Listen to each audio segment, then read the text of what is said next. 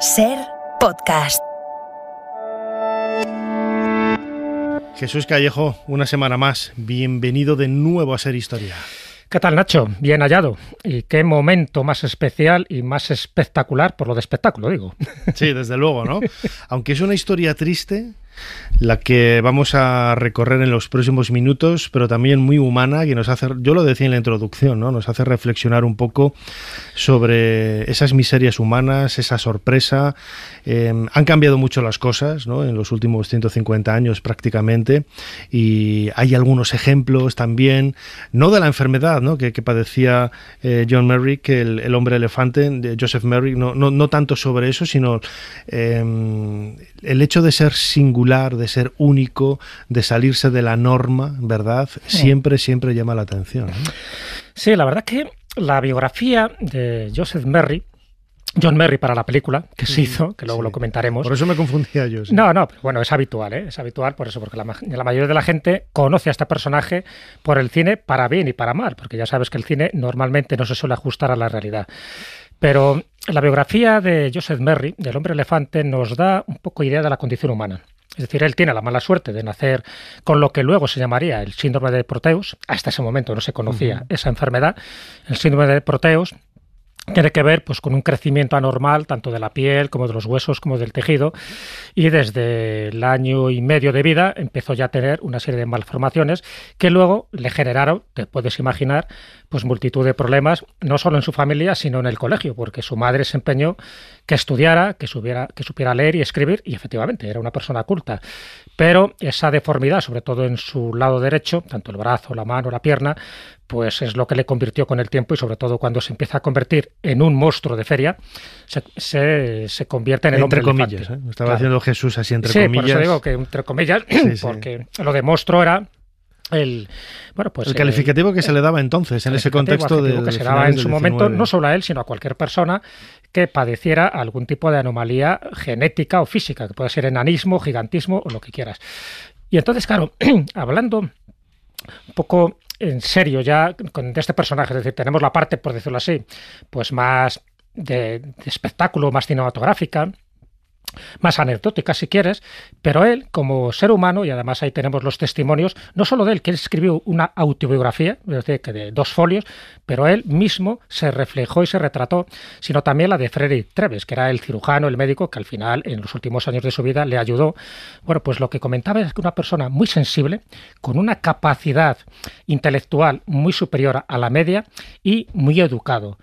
Claro, eso contrasta con la educación que tuvo, pero una educación, al principio, bueno, su madre se muere cuando él tenía 11 años, que era su principal valedora, su padre se casa de nuevo, pero claro, su madrastra es como la del cuento, era horrorosa con él, igual que sus hermanastros, en fin, le maltratan, dice que no hacen nada, que se basa en sus anomalías físicas para no contribuir económicamente, en fin, le mandan a vender cualquier bagatela por la calle para que se gane la vida, te puedes imaginar la cantidad de insultos. Bueno, pues todo eso, que lo lógico es pensar que se convertiría en una persona muy reacia contra la sociedad, ¿no? y como muy odiosa, ¿no? Contra los usos y costumbres. De esa, fíjate, estamos hablando de una Inglaterra victoriana, que era una Inglaterra victoriana muy puritana en aquella época, estamos hablando del siglo XIX. Bueno, pues él no toma en cuenta esa desconsideración, esos insultos, esos agravios, y siempre se convirtió en una persona muy receptiva, muy amable, muy educada con aquellas personas que evidentemente no eran educados con ellos. Entonces tuvo una primera etapa muy dolorosa y muy triste, la última etapa, curiosamente, es como si tuviera 3 etapas. Una es antes de llegar a los circos ambulantes, la de los circos ambulantes donde es exhibido y donde, bueno, gana un dinero, y luego la última etapa donde ya se le recluye en un hospital con unas condiciones más o menos dignas, y ahí es los momentos más felices de su vida. Pero es que los momentos más felices de su vida, de los 27 años que vivió, fueron 4. Y esos 4 son los que marcan un poco el carácter, la naturaleza de este gran hombre, de este gran ser humano, que a pesar de todo nunca perdió la compostura. Muy bien, Jesús Callejo, crononauta. Tenemos aquí dispuesto el teclado de nuestra máquina del tiempo. ¿Y cuál es la fecha? La fecha es el 9 de octubre de 1884.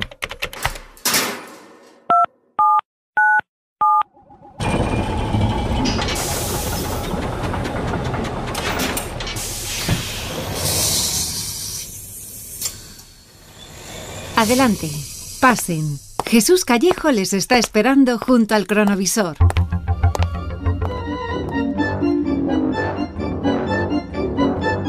Jesús Callejo, ambiente circense total. ¿Dónde estamos? Total, bueno, pues estamos en una zona que tú conoces bien. Estamos en Whitechapel, en Londres, en una tienda habilitada para espectáculos. En fin, no es muy glamuroso, es un poco cutre el sitio donde estamos, pero bueno, es lo que hay, ¿no? Es lo que tiene venir a un cronovisor en un momento histórico muy importante para Joseph Merry, porque, bueno, en este momento, luego comentaremos un poco el por qué llega a esta situación, pero en este momento está a punto de ser presentado por Tom Norman, que era un poco el showman de la época, para presentarle ante el público. Claro, ante el público tenemos a un personaje muy especial, que es el que va a marcar toda una tendencia positiva para Joseph Merry, que es un cirujano que además pues trabaja pues muy cerca, ¿no?, de donde se está produciendo este espectáculo. Así que, si te parece, estamos viendo cómo sale este showman, especializado en exhibir rarezas humanas, que se llama Tom Norman, y se presenta ante el público está expectante porque, claro, ya ha visto en el cartel que estaba en la entrada de esta tienda de Whitechapel que hay un personaje que va a sorprender a todos aquellos que le vean. Bueno, pues sale este personaje y atento a lo que dice. Damas y caballeros, me gustaría presentarles al señor Joseph Merry, el hombre elefante. Antes de hacerlo, les pido que por favor se preparen. Se pueden impresionar. Prepárense para presenciar algo nunca visto. La persona más extraña que alguna vez haya existido. Te puedes imaginar la expectación. Tachán, bueno, ¿qué es lo que saldrá ahora al escenario? Efectivamente, lo que sale es Joseph Merry sin careta, sin máscara, tal cual es, semidesnudo. Y en el momento que Merry entra en escena, estamos viendo que sucede de todo.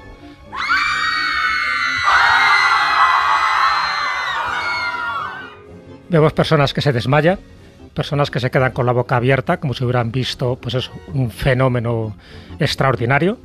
Otros están corriendo hacia la salida porque consideran que es algo peligroso lo que ha salido en escena.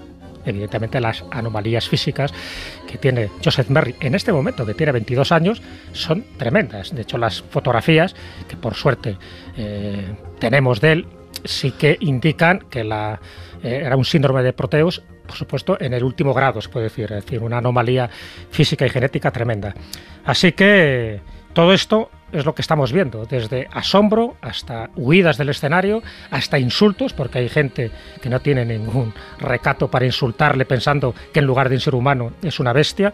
Bueno, pues todo esto es lo que tenía que soportar Joseph Merry cada vez que salía al espectáculo, porque no solo estuvo aquí en Whitechapel, sino que también estuvo en Leicester, que era su ciudad natal, también estuvo por distintos lugares de Inglaterra, pero el día de hoy, que lo hemos traído, es porque entre el público se encuentra un joven médico del Hospital de Londres llamado Frederick Treves, y Frederick Treves se empieza a interesar por él, porque claro, ya te digo que todavía no estaba diagnosticada la enfermedad, evidentemente tenía algo muy grave, algo que le había permitido llegar hasta los 22 años, pero que quería analizarlo. Entonces, ese es el momento en el que él entra en contacto con él, le pide audiencia, le pide tener una entrevista, le pide llevarle al hospital para analizarle, y una de las cosas que dice, porque Treves luego lo cuenta en su diario, ¿no?, él dice que le describe de una manera muy singular, dice que era tímido en este momento, estaba confundido, un poco asustado y muy intimidado no solo por la sociedad, sino por el momento en el que estaba viviendo.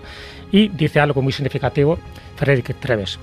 Dice, cuando le inspecciona, ¿no?, cuando analiza su anatomía totalmente desnudo, comenta que es el ser humano de aspecto más desagradable que he visto en mi vida. Nada se le comparaba. Y además emitía un olor desagradable. En fin, todo esto es lo que le impedía a Joseph Merry tener una relación cordial con la gente, hasta el punto de que nadie le daba la mano. Hubo una mujer, una viuda, que le dio la mano y eso le emocionó. Y además le escribió una carta de agradecimiento porque nadie hasta ese momento se había atrevido a hacerlo.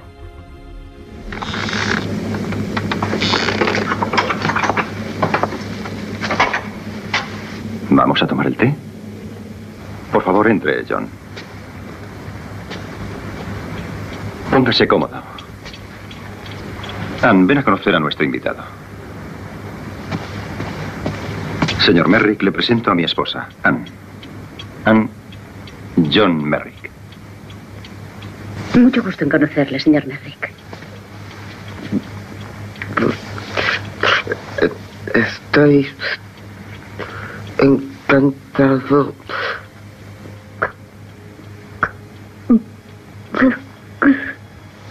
John, ¿qué le ocurre?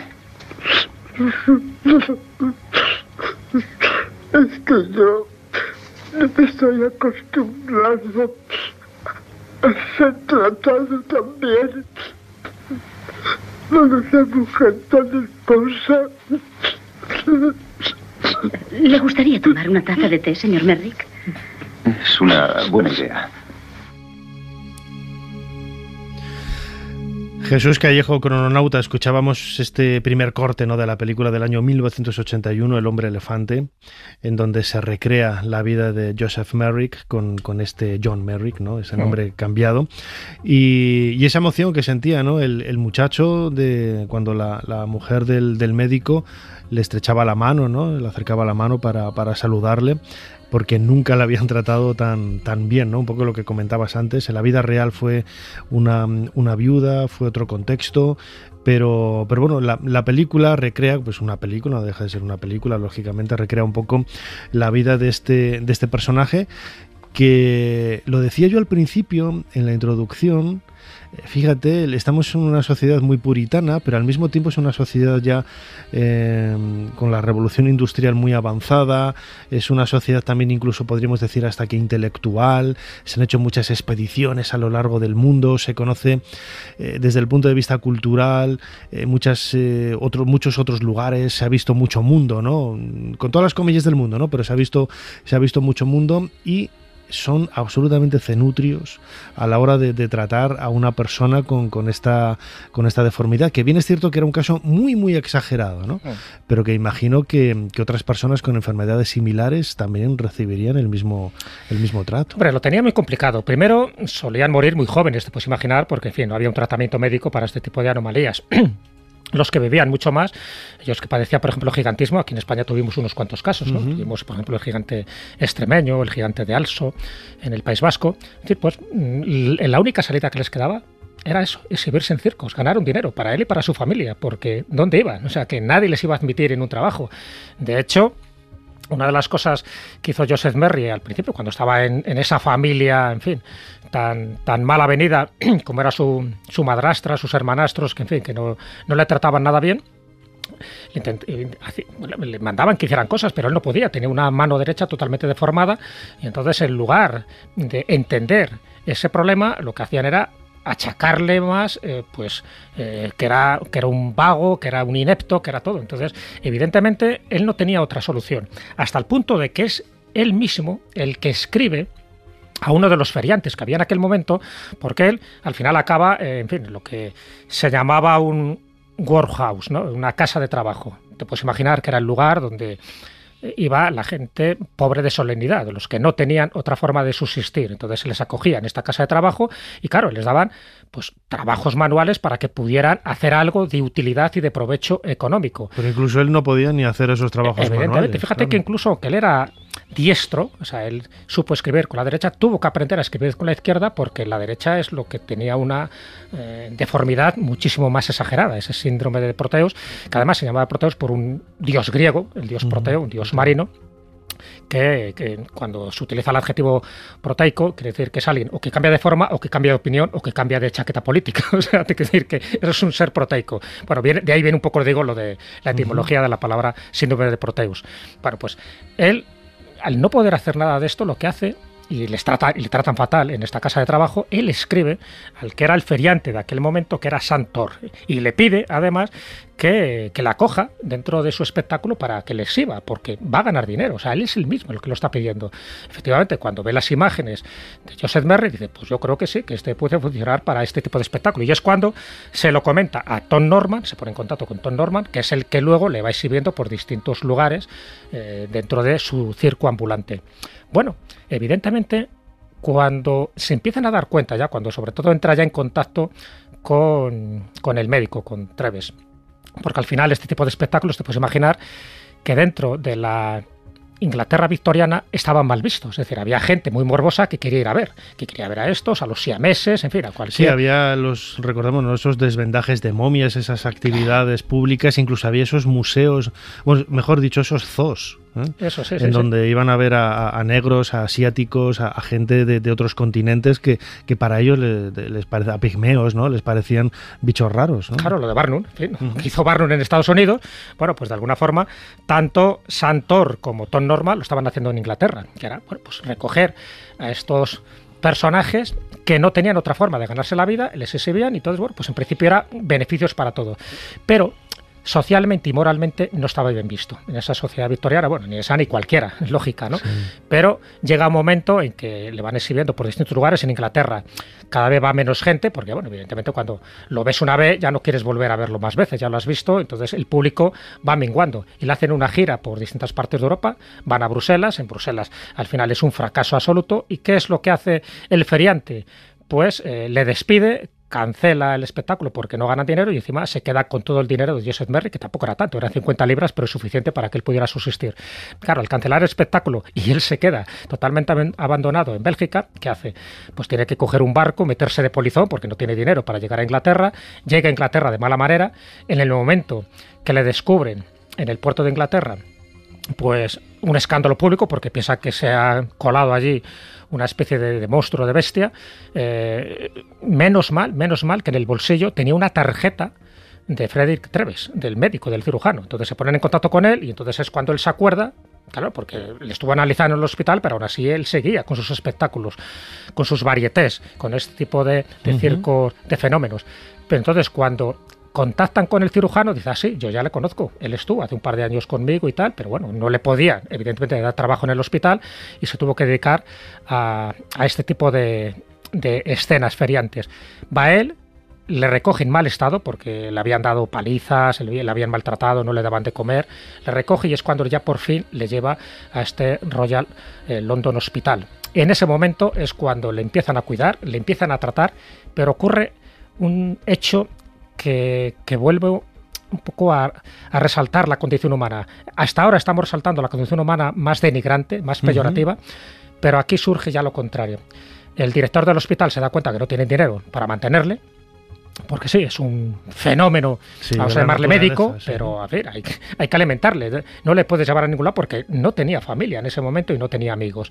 Entonces, habilitan una sala del hospital como habitación suya, le dejan allí para estudiarle, pero también para que él viva de una forma confortable. A partir de ahí recibe visitas, por ejemplo, de actrices muy conocidas, como una tal Kendall, que además era una actriz shakespeariana. Le gustaba muchísimo el teatro a Joseph Merrick. Ahora escucharemos algo de la película. Y empieza a recibir donaciones de muchas personas, porque claro, el hospital dice, aquí no le podemos mantener, pero si hay gente caritativa que empieza a donar dinero para poderle mantener, perfecto. Y reciben muchísimas libras, muchísimos cientos de libras para eso, para mantenerle. Entonces ahí entra esa parte caritativa. Al final la gente se dio cuenta de que este hombre era un ser humano, que tenía una delicadeza tremenda, que tenía unos usos sociales y educativos muchísimo más refinados de lo que nos podíamos imaginar, y empieza a recibir visitas, empieza a recibir regalos, le regalan cuadros, le regalan flores, le regalan comida, en fin, muchísimas cosas. Los últimos 4 años de su vida fueron realmente esplendorosos para él, y a él además lo decía, dice, estoy agradecido por esta vida que ahora me estáis dando. Y en la autobiografía, y eso es muy interesante porque a ver, son 2 hojas, pero yo la recomiendo que la lea muchísima gente. En la autobiografía, que por cierto se vendía también junto con el espectáculo para incrementar las ganancias, por ejemplo, bueno, pues si les ha gustado el espectáculo de Joseph Merrick, cogen este folletito donde él cuenta su vida. Bueno, pues en esta biografía él empieza de esta manera, ya te digo que lo leo para que veas la sensibilidad que tenía este hombre. Él escribía, es cierto que mi forma es muy extraña, pero culparme por ello es culpar a Dios. Si yo pudiese alcanzar de polo a polo o abarcar el océano con mis brazos, pediría que se me midiese por mi alma. La mente es la medida del hombre. Esto me hace recordar que le he traído a usted algo más. Oh, gracias. ¿Lo ha leído? No, pero yo, desde luego, lo voy a leer.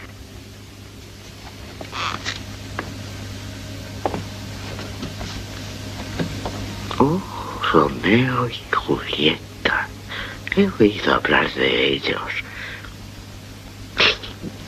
Si os he ofendido al tomar con mi mano vuestra mano encantadora, os ruego me perdonéis. Mis labios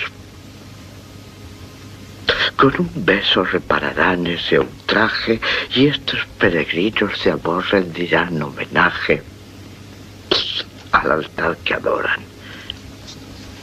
Buen peregrino, sois injusto ya que no habéis mostrado más que devoción y cortesía. Y vuestra mano, yo os lo aseguro, no ha cometido ningún delito. También el devoto besa las manos de las santas. Oh, las santas tienen labios y los peregrinos también. Entonces, permitid que mis labios reemplacen a mi mano. Las santas no se mueven. Y los labios del peregrino son para rezar. Permaneced inmóvil. Escuchad mi oración y yo seré dichoso. Vuestros labios borrarán todas mis faltas y mis culpas serán perdonadas. Y entonces se dan un beso. El pecado es mío ahora, mi boca os lo ha tomado.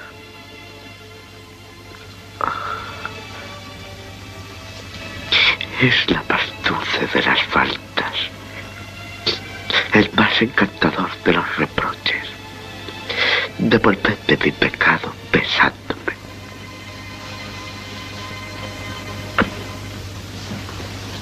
Oh, señor Merrick, usted no es un hombre elefante.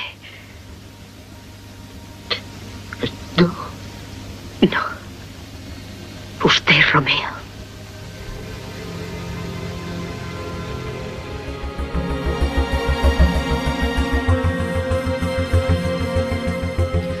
Jesús Callejo, escuchábamos este segundo corte de la película El hombre elefante del año 1981. Yo recuerdo cuando... Yo no la vi, nunca he visto la película, pero recuerdo cuando se emitió, se proyectó en Yo viví en Valladolid, y mi hermano sí que fue a verla, ¿no? Y todo el mundo hablaba de la película El hombre elefante, una película en blanco y negro, ¿no? Cuando todo se hacía ahí en color.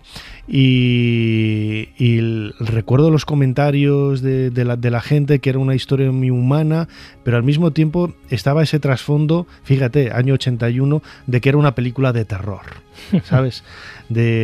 Quizás un poco por la ignorancia, ¿no? Y la ignorancia que ha sucedido y que hemos tenido nosotros como sociedad, y que todavía seguimos teniendo, ¿no? Con mucha gente que es distinta, y por ser distinto se les separa, ¿no? Ya sea por su condición sexual, por su aspecto físico, por su forma de pensar, por todo, ¿no? Pero aquí parece que con el pobre Joseph Merrick se aunó, ¿no? Todas esas desventuras, y que lo decías al principio, era una persona culta, era una persona que había aprendido a leer, le encantaba Shakespeare, aquí lo escuchábamos recitando algunos versos de Romeo y Julieta, e imagino que también eso sería un elemento a su favor, ¿no? Siempre que decimos, fíjate, a los chavales, hay que educarse, hay que estudiar y tal, pero fíjate, en el caso de Joseph Merrick, estoy convencido de que esa educación también, más allá del elemento humano, de la caridad que pudiera sentir por su aspecto físico, también le abrió muchas puertas.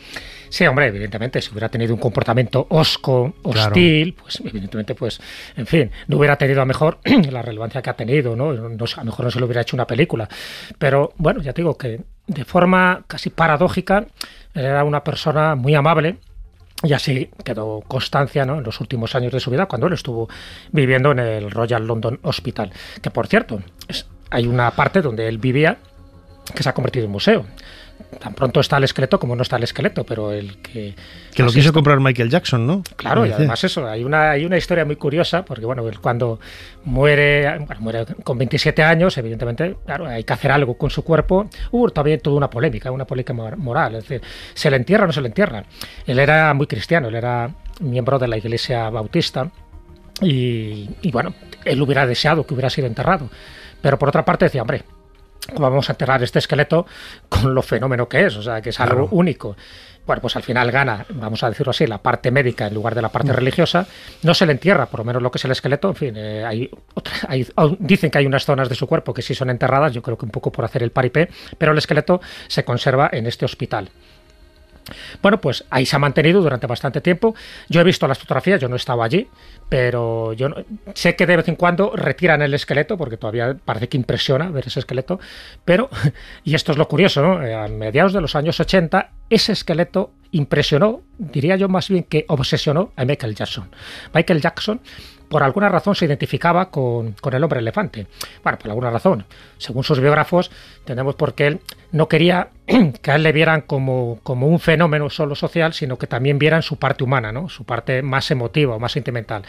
Entonces, de alguna forma, sí se vinculó a toda la biografía de Joseph Merry, hasta el punto de que ese esqueleto que él observaba cada vez que iba a Londres, lo quiso comprar. Hizo una propuesta económica escandalosa en ese momento, que eran $500.000, medio millón.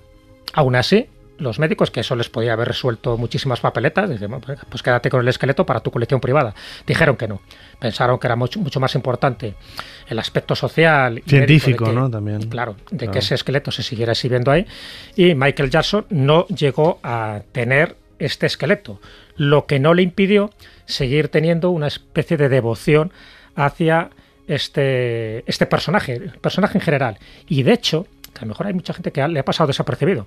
En uno de los vídeos que hace de una de sus canciones, que es la de Leave Me Alone, la de Déjame en paz, una canción de 1989, hay una parte de ese vídeo, yo lo estuve visionando hace poco, en la parte final, él hace un baile con el esqueleto de Joseph Merry. Pero el esqueleto es un muñeco, es un poco deformado, además aparece con una trompa de elefante, cosa que él no tenía. Es verdad que tiene una protuberancia en la boca, pero no tanto como para llamarle así. De hecho, le llamaban el hombre elefante no por esa protuberancia, sino por el tipo de piel. Tenía una piel rugosa, gris, tipo ceniza, y por eso era. Bueno, pues él, en ese videoclip, aparece bailando con el esqueleto. Es un poco para que nos demos cuenta de que él estaba obsesionado, hasta el punto de, por ejemplo, cuando fallece Michael Jackson, sabes que se hace un juicio civil para ver un poco las causas de su fallecimiento, y la exmujer del cantante, que era Debbie Rowe, aseguró que el rey del pop se había reflejado en la historia del hombre elefante y temía que la gente prestara más atención a su apariencia que a su propia obra. O sea, eso en el juicio civil salió también ahí a colación, entonces, ¿no? Todo esto nos indica de que Michael Jackson, ya te digo, por muchas razones, le gustó a este personaje. Bueno, vio la película de David Lynch, la del hombre elefante, centenares de veces, y sabía los diálogos de memoria. De hecho, uno de los diálogos que él repetía mientras veía la película, repetía: no soy un animal, soy una persona, que es algo que dice Joseph Merry. Lo escuchábamos al principio del programa. Cuando pues eso lo repetía Michael Jackson. Entonces, bueno, poco es como anécdota. Evidentemente, pues no consiguió ese esqueleto. Ya te digo, tan pronto se exhibe como no se exhibe. La próxima vez que vayas, Nacho, a Londres, intenta ir a este lugar. Confírmame si el esqueleto se sigue exhibiendo. Digo, el teléfono, digo, me llamas por teléfono y me lo dices, ¿no? Pero fíjate, en este lugar, yo he visto fotos, ¿no? Se conserva todavía no solo su esqueleto, la gorra, cuando iba por la calle, pues intentaba, en fin, no llamaba mucho la atención. La gorra, llevaba también la capucha, máscara que le tapaba la cara, en fin, con un par de aberturas que eran los ojos. Y el sillón con ruedas, porque él no podía dormir en una cama habitual, él no podía dormir como una persona humana normal, porque al tener la cabeza tan desproporcionada, tan grande, se podía desnucar. Entonces lo que hacía es que se sentaba y dormía en un sillón con ruedas, que con él se desplazaba, y de hecho, según Frederick Treves, el médico que le estuvo asistiendo durante los últimos años, él cree que la muerte se debió precisamente a eso, que él intentó esa noche dormir como una persona normal, no le encontraron en su sillón habitual, le encontraron en la cama, y posiblemente al ladearse su cráneo, pues se rompió el cuello. Una triste muerte para un personaje que dejó huella, una huella para algunos pues terrorífica, porque le siguieron considerando como un personaje, fíjate, de película de terror, y sin embargo para otros como una de esas personas que vivió lo suficiente para que nos retratáramos en él un poco esa condición humana de la empatía que podemos tener, o el rechazo que podemos tener también ante gente que, por desgracia, la vida pues no les ha tratado como al resto de los seres humanos. Esta es un poco la figura, el perfil de Joseph Merrick, este inglés nacido en el año 1862 y fallecido en 1890 con apenas 27 años, y que con el nombre del hombre elefante pues ha trascendido, ¿no?, a la historia universal con todas esas singularidades desde el punto de vista científico, desde el punto de vista médico y también desde el punto de vista humano e histórico, que es un poco lo que queríamos abordar en este cronovisor junto con Jesús Callejo. Como siempre, crononauta. Jesús, muchísimas gracias una vez más por habernos ayudado a hacer un poquito más de historia. Un placer, como siempre, Nacho. Nos vemos la próxima semana. Suscríbete a Ser Historia. Todos los episodios y contenidos adicionales en la app de Cadena Ser y en nuestros canales de Apple Podcast, Spotify, iVoox, Google Podcast y YouTube. Escúchanos en directo en la Ser los domingos a la 1:30 de la madrugada. Cadena Ser. La radio.